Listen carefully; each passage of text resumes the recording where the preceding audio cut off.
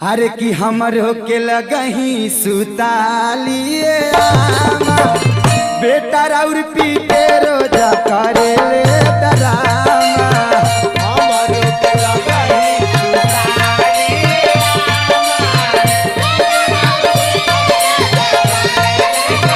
ए अम्मा जी का कहतारू ए बाबू अब का कहतारू हो ए दादा ए कुछ कर ए ना चुप रहा तारा मुँह में खिया दे हमरो के लगही सुतालिए अम्मा हमरो के लगही सुतालिए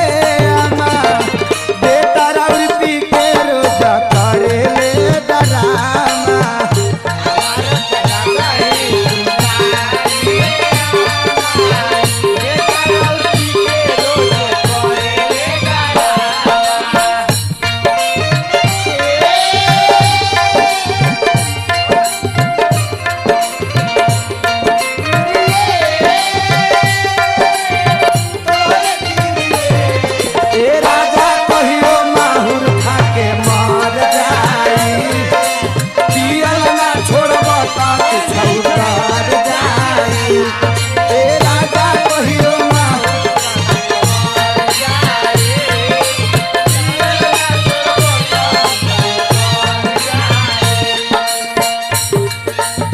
औरतिया कहते ए अम्मा जी कहतारू ए बाबू अब कुछ कर ए ना चुप रहा ए पिया दे तेरा मुँह में पिया दे ले चिकना तो है अच्छा औरतिया कहते ए अम्मा जी आधी आधी रतिया के भट्ठी पर से आवेले पीटी के गाड़ी हमारा के जगावेले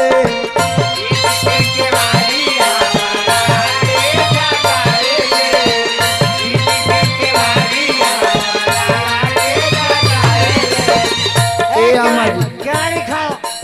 ए बाबू अब देखा तनी केतना पीटत रे बाप रे बाप ई सुबोधवा के संगत धइले बा ए दादा ए तो सुबह के घर से आला ए ना मन बा तू चुप रहा कि ना हो ए अपन पिले पिएला कौन तो बिहान हमें दर्दी से कह के तार उपाय करवा ए बढ़िया जो का कही आधी आधी रतिया के भट्ठी पर से आवेले पीटी के गाड़ी हमारा के जगावेले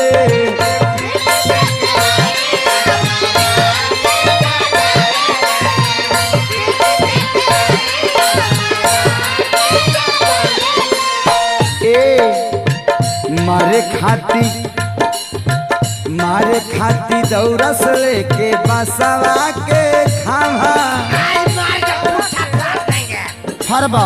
एकरा मार के पूछा फाड़ देंगे फरबा हाँ तारा के बांस के खमा लेके मारे खातिर अरे ई रोज दौड़त पी के आवत यही मगदा करत हम के मरा एकरा घर में बाप रे बाप मनवा की ना तू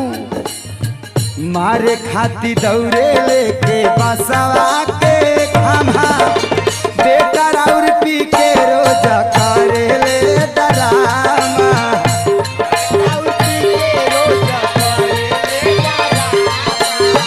बेटा राउर पी के रोजा करे ले डरामा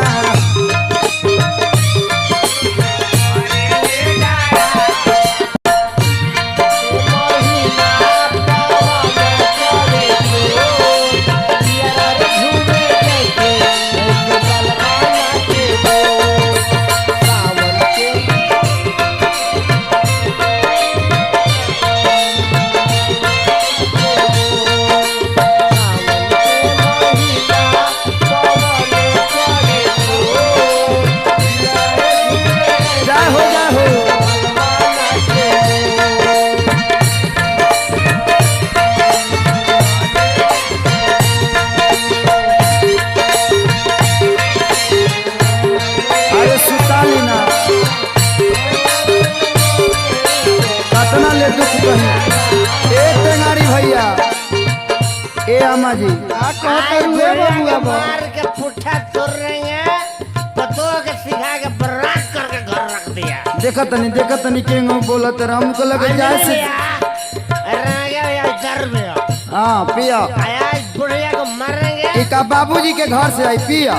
तरबाजित के घर ए पे ए बड़ बड़ के हमारे बाबूजी के बारे बोले तो मार के लोला कुछ दे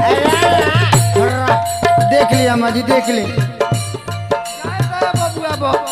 का करबू हमरा कोखी में ऐसा पियकर वंश जाम गई का हम कहिए दादा धके वाला जोड़ी देहिया खूब धक्का ढोरे से जिया पर चढ़ के उहो लागेला बकोरे से जिया पर चढ़ के उनको लागेला बकोरे से जिया पर चढ़ के उनको लागेला बकोरे ए अम्मा जी का है बबुआ बतारा के झकझोरता हाँ सेज पर चढ़ के बकोरता धके वाला जोड़ी देहिया